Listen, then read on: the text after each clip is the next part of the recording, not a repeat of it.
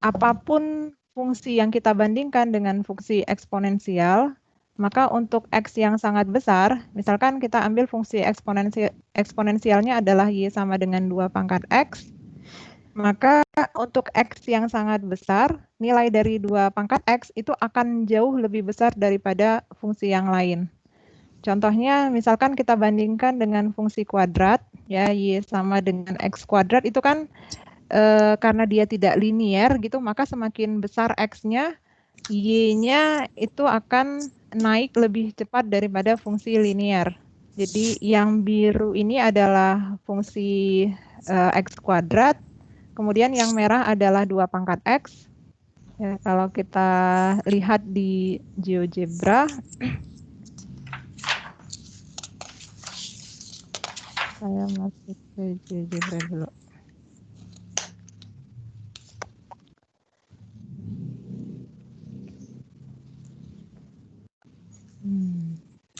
Bentar ya.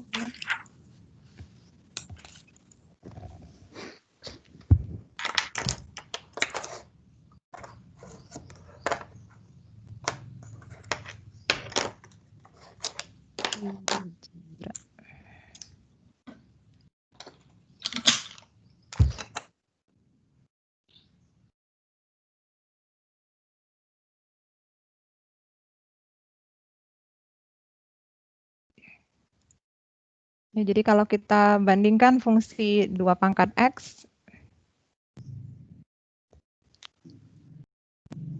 2 pangkat X,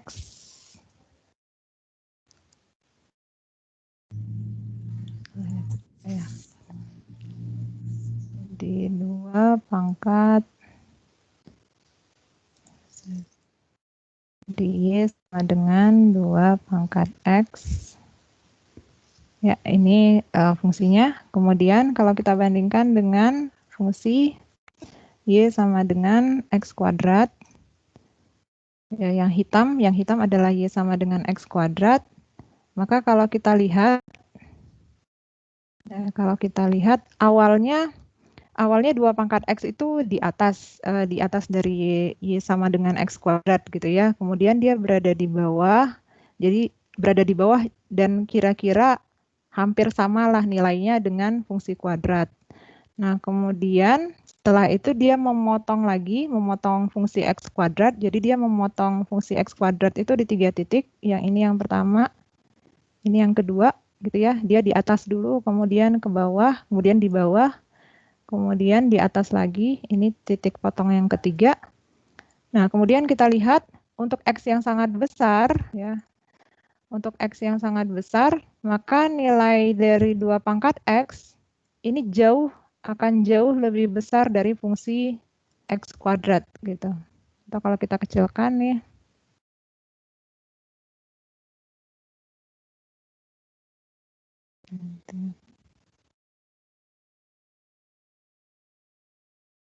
Jadi nilainya akan semakin jauh ya dari fungsi X kuadrat. Jadi contohnya saya ambil titik mana titik ini misalkan ya, ini X sama dengan nggak bisa ya. Jadi misalkan untuk di titik ini, ketika X-nya sama dengan ini, kalau kita tarik garis ke bawah gitu ya, kita dapat X sama dengan sekian, ya maka nilai dari 2 pangkat X itu adalah 800, sedangkan nilai dari X kuadrat itu masih jauh nih, masih lebih kecil lagi dari 500 bahkan ya. Di bawah 200, nilainya di bawah 200. Jadi jauh sekali gitu. Jadi kita ambil X yang tadi ketika 2 pangkat X bernilai 800, X kuadrat itu untuk nilainya 800, itu X-nya masih di bawah 200. Jadi pertumbuhan dari fungsi eksponensial itu jauh lebih besar daripada fungsi X kuadrat. Secara umum untuk sembarang fungsi yang lain juga begitu ya.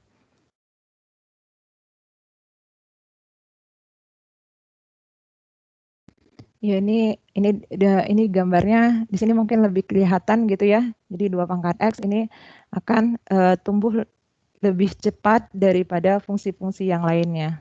dan perbedaannya itu cukup besar.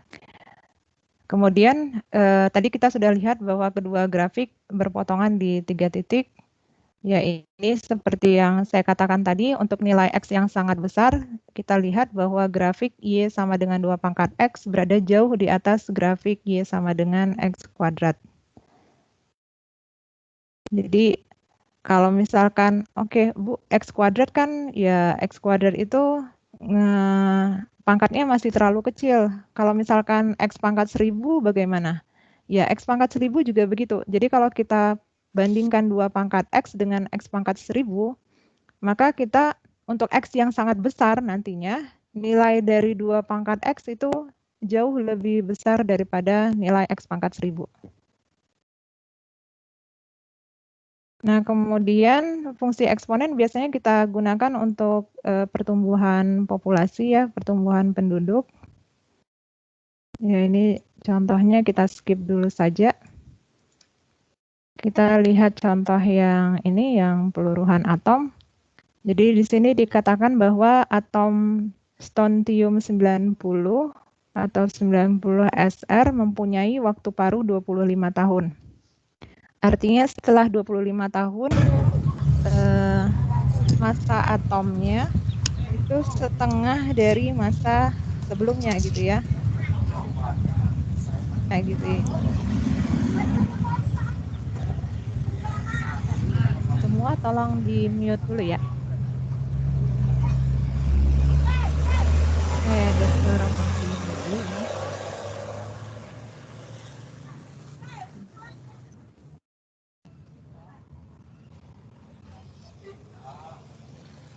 Oke ya. Jadi waktu paruhnya adalah 25 tahun. Kemudian bila pada saat awal masanya seberat 24 gram, maka 25 tahun setelahnya masanya adalah setengah dari 24. Lalu 50 tahun berikutnya dari masa awal, beratnya adalah setengah dari masa ketika berumur 25 tahun, ketika waktunya telah berlalu 25 tahun. Jadi 1/2 kuadrat kali 24 gitu. Dan seterusnya, ketika setelah 75 tahun, maka masanya menjadi 1/2 pangkat 3 dikalikan dengan 24 atau setengah massa M50.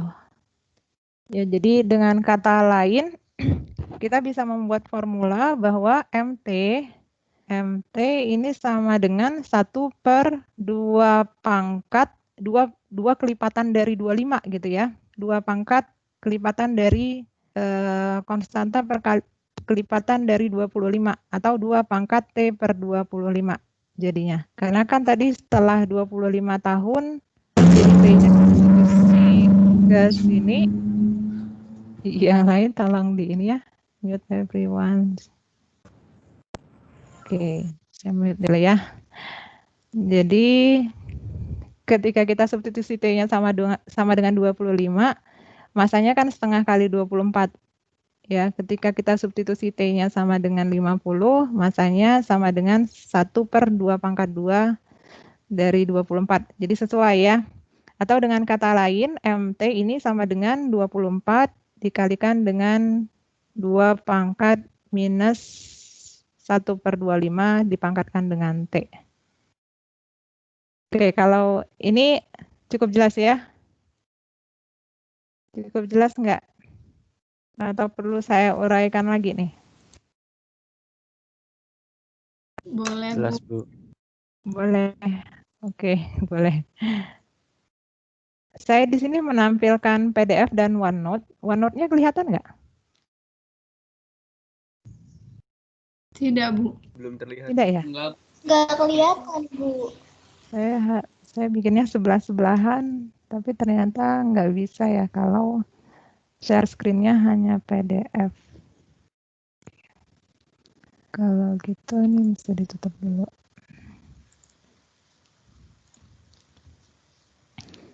Oke, sekarang kelihatan ya? Kelihatan, Bu. Kelihatan ya. Jadi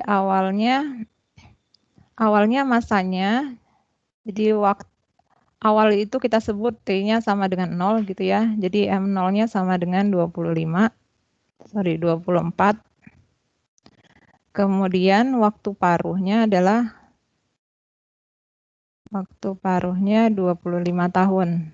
Ya, waktu paruh itu artinya waktu yang dibutuhkan agar masa dari zat itu menjadi setengah, menjadi separuh dari masa awalnya. Kemudian kalau gitu, karena waktu paruhnya 25, maka M25 ini sama dengan 12 gitu kan ya, setengahnya. Setengah kali 24. Kemudian kalau M50 berarti setengah dari 25 tahun sebelumnya. Ya, setengah dari sini berarti 6. Ya, 6 setengah dari 25 tahun sebelumnya berarti 1/4 dari 50 tahun sebelumnya. Jadi ini 1/2 dikalikan dengan 24. Gitu kan. Karena di sini kan ada, di sini sekali langkah gitu ya, sekali waktu paruh. Di sini sekali waktu paruh. Gitu. Ya, kemudian M75 berarti ini setengah dari 25 tahun sebelumnya sama dengan 3. Jadi 1/2 dari 24. Ya. 3 yang ini nggak ada hubungannya dengan 3 yang ini ya. Nah, kemudian kalau gitu secara umum MT ini 1/2 sesuatu gitu kan ya. 1/2 sesuatu dikalikan dengan 24. Nah, sesuatunya apa? Sesuatunya kalau misalkan T-nya 25 di sini kan 1. Kalau T-nya 25 di sini 1. Kalau T-nya 50 di sini 2. Kalau T-nya 75 di sini 3. Berarti kan konstanta kelipatan dari T gitu. Kalau artinya kalau misalkan T-nya 100, berarti di sini harus 100 bagi 25. Harus 4. Jadi ini adalah T dibagi dengan 25. Ya, atau kalau kita jadikan semuanya ada di atas gitu, tidak ada pernya, maka ini 24 dikalikan dengan 2 pangkat minus T per 25. Ya, kurangnya nggak perlu ada.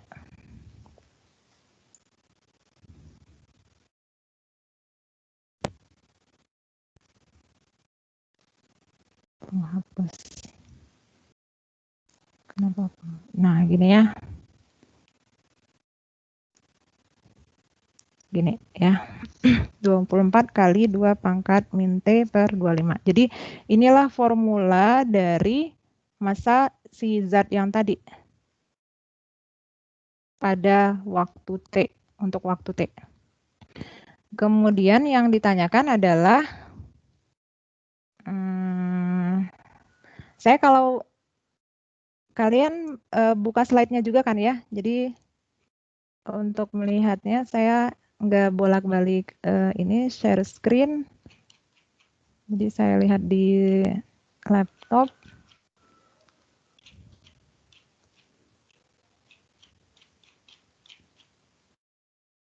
Oke, kemudian yang ditanyakan tentukan masanya setelah 40 tahun. Jadi kalau gitu kita mencari MT ketika T-nya sama dengan 40. Ya, masa setelah 40 tahun itu adalah M40 ya. M40 sama dengan 24 dikali 2 pangkat minus 40 per 25. Gitu. Yang kalau dihitung pakai kalkulator, itu di slide ada kesalahan ya. Kesalahannya tidak ada pangkat 40-nya lagi. 40-nya sekali saja muncul. Kalau dihitung pakai kalkulator ini sekitar 7,9. Tadi satuannya miligram.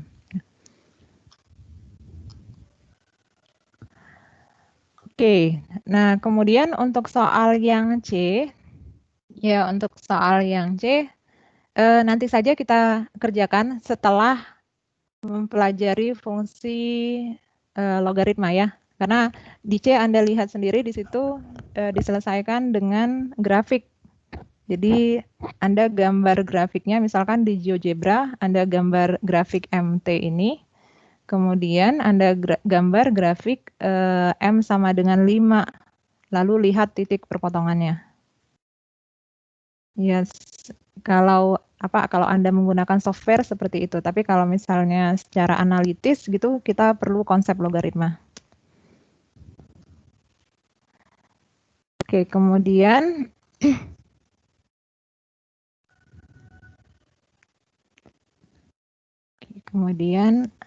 saya mengikuti slide ini ya. Nah, kemudian kemarin kita sudah lihat bahwa fungsi eksponen itu grafiknya adalah, jadi secara umum itu kalau grafik B pangkat X dengan B-nya lebih besar dari 1, maka grafiknya naik ya, dan cekungnya seperti ini. Nanti selanjutnya, nanti kalau Anda sudah mempelajari bab-bab berikutnya, ini kita sebut sebagai cekung ke atas. Ya, secara umum grafiknya seperti ini dengan titik potong di sini adalah 0,1. Jadi di sini Y sama dengan 1. Misalkan ini grafik Y sama dengan 3 pangkat X misalkan. Gitu ya. Nah, kemudian kalau Y sama dengan 2 pangkat X, ya, Y sama dengan 2 pangkat X, berarti grafiknya nanti ada di bawahnya gitu ya. Di sebelah kanan ini ada di bawahnya. Di sebelah kiri dia ada di atasnya. Nah, yang ini Y sama dengan 2 pangkat X. Gitu. Lalu setiap grafik di sini, ini kan punya garis singgung ya. Ya, untuk selanjutnya ini, ya, Anda terima saja bahwa dia punya garis singgung gitu ya. Ya, ini karena dia punya turunan gitu ya di titik ini, tapi karena kita belum punya konsep turunan, jadi percaya dulu saja bahwa dia punya garis singgung. Dan secara kalau Anda lihat gitu ya, Anda kan memang bisa membuat garis singgung ya, garis singgung di titik 0,1. Jadi setiap grafik ini atau secara umum Y sama dengan B pangkat X itu punya garis singgung di titik 0,1 dan kemiringannya berbeda-beda. Jadi untuk 2 pangkat X, tadi yang biru ya, 2 pangkat X, kita bisa bikin garis singgung. Nah, misalkan ini garis singgungnya gitu. Ini garis singgung Y sama dengan 2 pangkat X di titik 0,1. Nah, kemudian 3 pangkat X kan juga punya garis singgung. Begini ya. Jadi ini garis ya. Ini garis singgung Y sama dengan 3 pangkat X di titik 0,1. Nah, garis singgungnya kan gradiennya itu berbeda ya. Jadi gradiennya berbeda. Kemudian kalau dihitung gitu,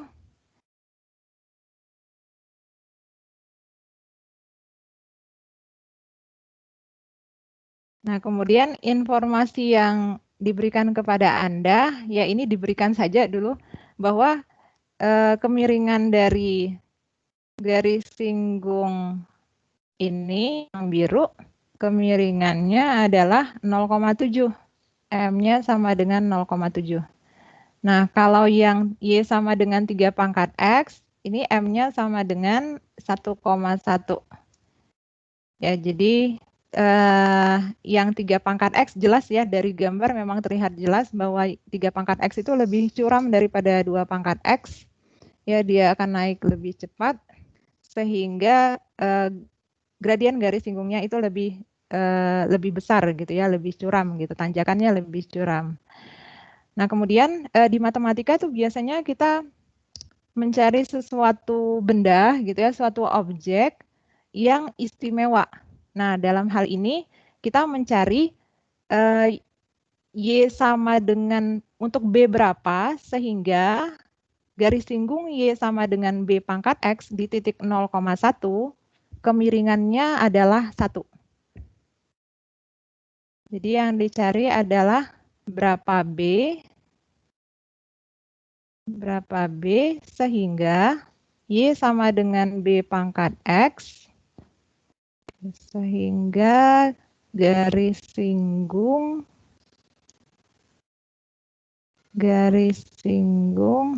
kemiringan garis singgung Y sama dengan B pangkat X adalah M sama dengan 1. Ya, kalau kita lihat nih, Y sama dengan 2 pangkat X, gradiennya 0,7, gradien garis singgungnya. Untuk Y sama dengan 3 pangkat X, gradien garis singgungnya adalah 1,1. Dan 1 itu, M sama dengan 1, itu kan di antara 0,7 sampai dengan 1,1. Kalau gitu secara natural gitu ya, kita bisa menebak bahwa B-nya itu di antara 2 dan 3. Nah, si B ini, B yang memenuhi ini, B yang memenuhi pernyataan di atas.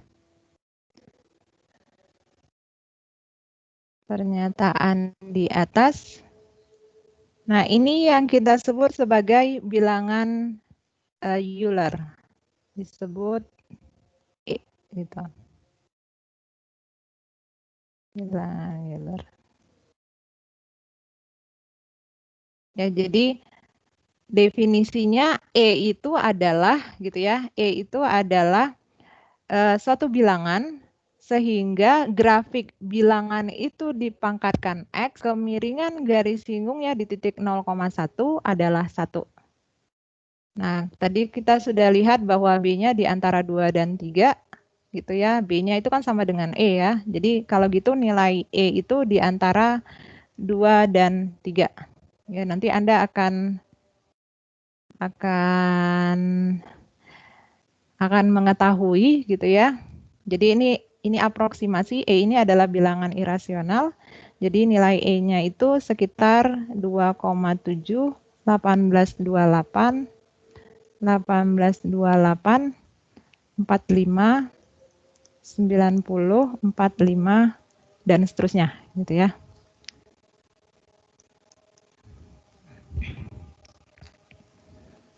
So, kalau saya mau pakai aproksimasi berarti saya bisa berhenti sampai di sini gitu ya. Aproksimasi itu kan nilainya kira-kira gitu. Kalau saya tulis titik-titik di sini berarti tanda di sini tepat sama dengan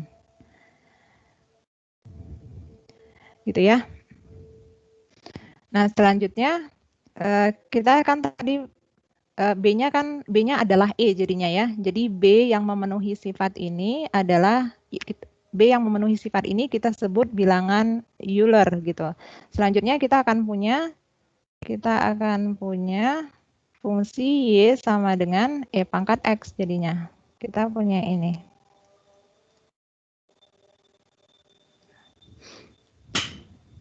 Yang disebut sebagai fungsi eksponen natural.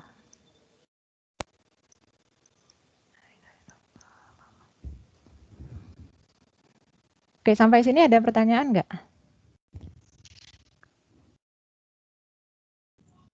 Jelas, Bu. Jelas ya? Oke.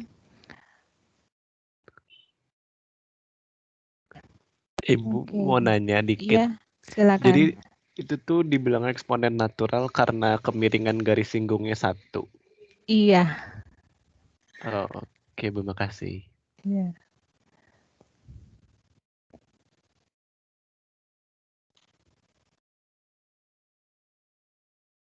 Pada dasarnya nanti kita akan lihat bahwa si E ini bisa digunakan untuk mendefinisikan sembarang fungsi logaritma, untuk mendefinisikan fungsi logaritma dengan basis yang sembarang gitu. Ya, jadi dia itu punya hubungan untuk fungsi logaritma dengan sembarang basis. Oke, setelah eksponen kita masuk ke fungsi inverse ya, supaya dapat inverse dari fungsi eksponen ini. Jadi sekarang kita masuk ke 1 kalau di buku itu 1.5 ya. 1.5 fungsi logaritma.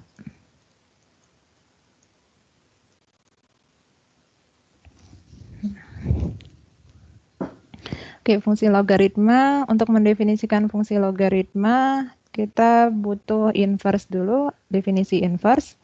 Jadi definisinya, misalkan f kecil, ini merupakan fungsi. Kemudian fungsi g, kita katakan inverse dari f jika f komposisi G, kalau kita kenakan ke sembarang X, akan sama dengan X lagi. Ya, tentunya ini X-nya harus ada di domain G. Kemudian G komposisi F, kalau kita kenakan di X, harus sama dengan X lagi. Ya, ini secara umum definisi fungsi inverse seperti itu. Lalu, oke, contoh ya, contoh misalkan fx sama dengan, ini tadi ada di soal kuis ya, fx sama dengan x pangkat 4 tambah 1, gini. Ini punya inverse atau enggak? Enggak, Bu. Tidak. Tidak ya, mengapa tidak? Karena dia horizontalin punya 2 titik. Gitu deh, Bu. Oke. Oke, sebelum masuk ke sini, kita harus lihat dulu ya karakteristik dari fungsi yang mempunyai inverse. Jadi ada teorema mengatakan bahwa, oke, kalau kita lihat di diagram, fungsi yang seperti ini,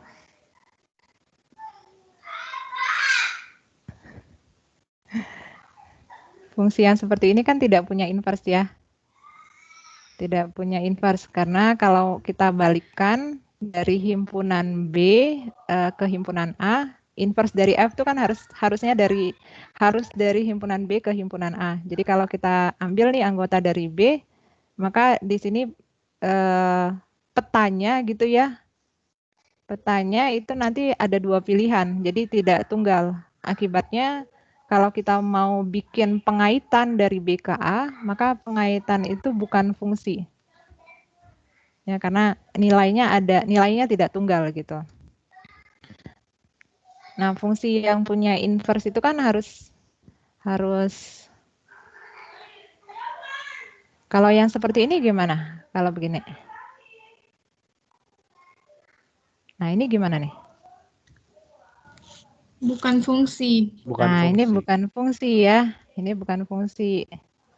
Nah, yang punya inverse itu harus yang, jadi punya inverse itu kalau di A ada 3 unsur, maka di B juga harus ada 3 unsur gitu. Artinya fungsi ini sifatnya adalah, sebutannya nanti adalah fungsi satu gitu.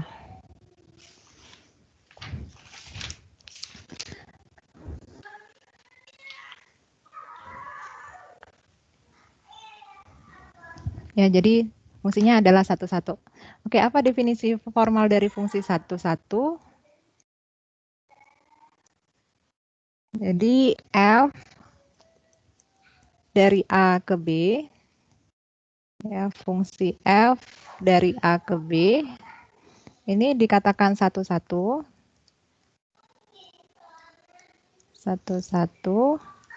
jika FA sama dengan, jangan FA deh, A-nya sudah ada ya. Jika fx1 sama dengan fx2 mengakibatkan X1 sama dengan X2. Jadi seperti ini kalau kita lihat lagi diagram yang pertama, ini kan ada satu titik yang sama gitu ya. Kalau kita ambil 2 titik di B gitu ya, tapi sama, maka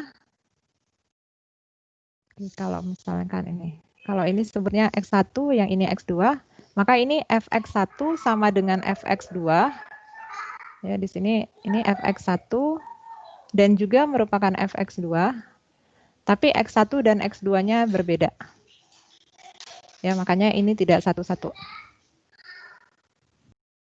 Jadi definisi dari fungsi satu-satu itu kebalikan dari definisi fungsi ya. Kalau definisi fungsi itu kan ini, jika X1 sama dengan X2, maka Fx1 sama dengan Fx2. Kebalikannya. Oke. Kemudian tadi kita kembali ke contoh. Fx sama dengan X pangkat 4 tambah 1. Nah, kalian kan sudah katakan bahwa ini bukan fungsi satu-satu. Gimana mengatakan ini bukan fungsi satu-satu?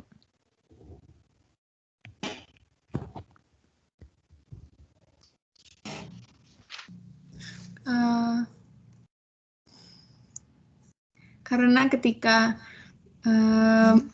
X sama dengan min 1. Oke, pilih X sama dengan X1 sama dengan min 1. Dan X2 sama dengan 1. X2 sama dengan 1. Itu hasilnya Fx1 sama dengan Fx2.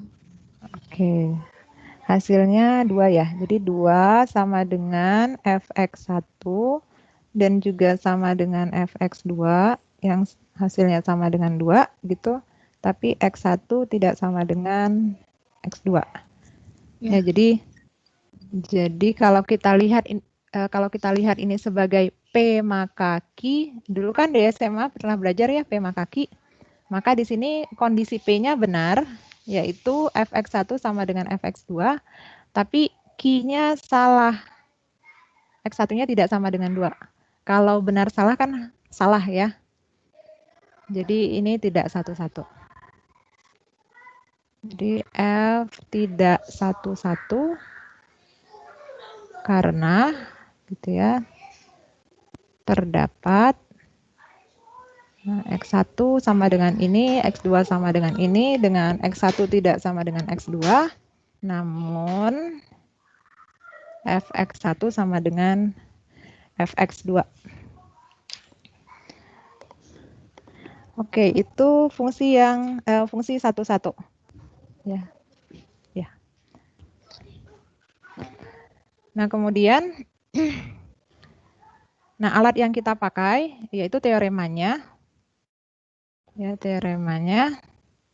Jadi F ini punya inverse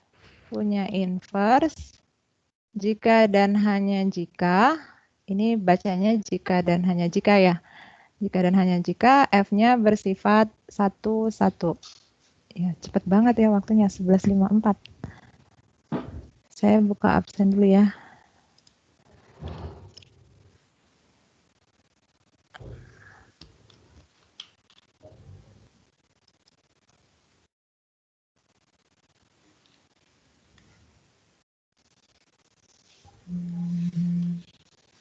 Daftar.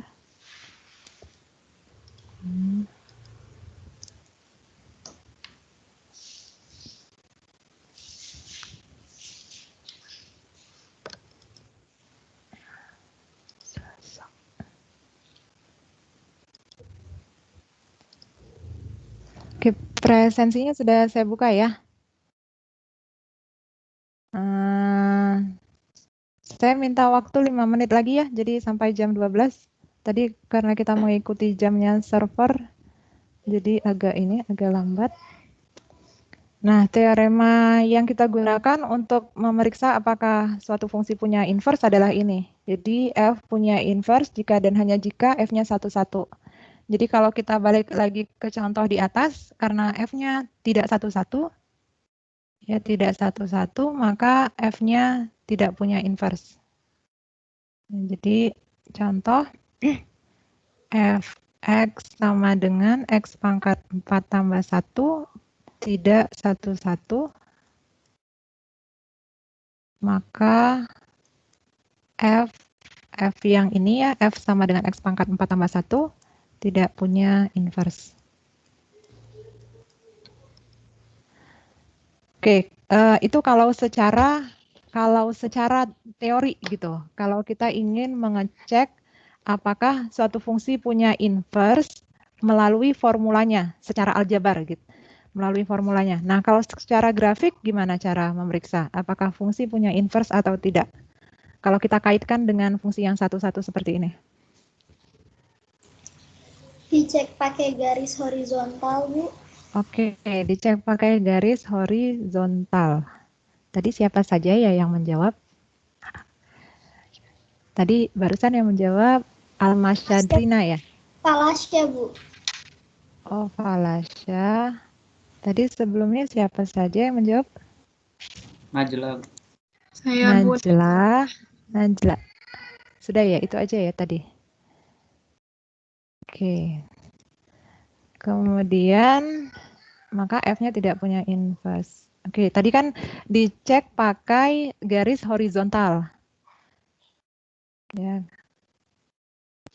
Dicek pakai garis horizontal. Nah, kalau kita lihat lagi ke fungsi E pangkat X, ya E pangkat X itu kalau ya E pangkat X itu kan E-nya itu besar dari 1 ya. Jadi grafiknya naik ke atas, ya naik pasti ke atas ya. Grafiknya naik gitu. Grafiknya naik. Nah, kalau kita cek pakai garis horizontal, maka garis horizontal itu memotong Y sama dengan E pangkat X di 1 titik. Jadi kalau gitu ini punya inverse ya. Di Y sama dengan E pangkat X itu punya inverse.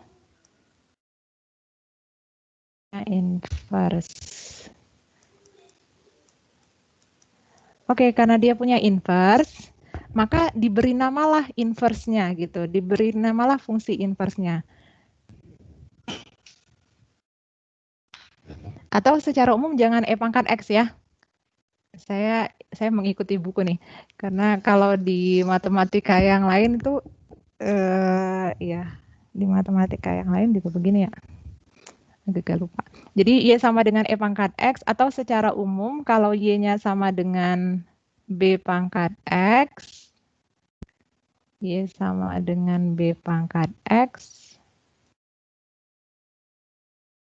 B pangkat X, kan grafiknya seperti ini ya kalau B-nya lebih besar dari 1. Nah, kemudian kita cek pakai garis horizontal, maka dia punya inverse. Kalau gitu ini punya inverse. Nah, sebaliknya gitu juga. Kalau B-nya di antara 0 dan 1,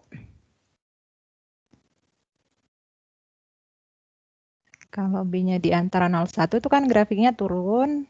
Tuh di sini memotong di titik 0,1 juga. Jadi ini Y sama dengan B pangkat X, dengan B-nya antara 0 dan 1. Lalu kita cek pakai garis horizontal. Jadi setiap garis horizontal juga memotong grafik itu di 1 titik, tepat di 1 titik. Maka ini juga punya inverse ya. Oke, jadi secara umum Y sama dengan B pangkat X, untuk B-nya positif, fungsinya punya inverse. Nah, karena dia punya inverse, diberilah nama, kita butuh nama untuk fungsi inverse-nya. Nah, fungsi inverse-nya, inverse dari fx sama dengan B pangkat X, itu didefinisikan sebagai fungsi Gx yang sama dengan B log X. Saya taruh B-nya di atas ya. Kayaknya kalau nulis enakan B-nya ada di atas. Ya, jadi B log X itu awalnya hanya penamaan. Nah, tapi karena dia fungsi inverse itu kan artinya ini. Artinya kalau dikomposisikan dari kanan ataupun dari kiri, kemudian dikenakan input, maka outputnya sama dengan inputnya. Nah, kalau begitu, Kalau begitu ini resmi akan menjadi fungsi inverse gitu ya. Dia benar-benar fungsi inverse kalau B pangkat atau kalau F komposisi G-nya F komposisi GX ini kan sama dengan FGX ya. Sama dengan F-nya adalah B pangkat X, kemudian X-nya kita ganti dengan B log X. Nah, ini kan harus sama dengan X ya. Kalau kita katakan si G itu inverse dari F, maka ini harus sama dengan X. Makanya kita dapatkan fakta gitu ya, bahwa X sama dengan, bahwa B pangkat B log X itu sama dengan X. Kemudian di sisi lain, X juga harus sama dengan G komposisi F, X. Nah, G-nya adalah B log X, X-nya diganti dengan B pangkat X. Gitu. Makanya di SMA tuh kalian punya sifat ini, bahwa B pangkat B log X sama dengan X, dan B log B pangkat X gitu kan, X-nya seperti bisa turun ke bawah. Kemudian B log B itu 1 gitu, jadi ini sama dengan X. Ya, jadi sifat ini didapatkan dari definisi fungsi inverse. Oke, saya pikir sampai sini dulu. Sudah jam 12:02. Ya. Ada pertanyaan? Tidak ada ya. Cukup jelas, Bu. Cukup ya. Oke, Fx sama dengan F min X. Ini maksudnya yang mana, Irsyad? Fx sama dengan F min X. Irsyad ada? Itu sepertinya yang tadi, Bu. Yang mana? Saya ada salah nulis nggak?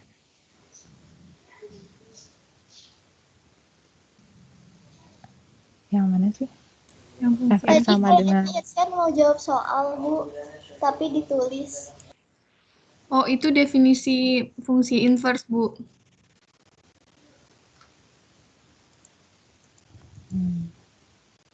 Enggak, ini definisi fungsi genap ini. Kenapa ya Fx sama dengan F min X? Irsyadnya kemana nih? Tadi Irsyad menjawab yang waktu Ibu masih menjelaskan definisi fungsi inverse, Bu. Itu tadi dikirimnya udah beberapa menit Oh, yang udah lalu. lamaan ya, 11:52. Oke, sampai di sini dulu ya. Terima kasih semuanya. Jadi hari Senin kita kuis lagi ya. Baik, Bu. Ya, kuis lagi. Saya nanti akan mengikuti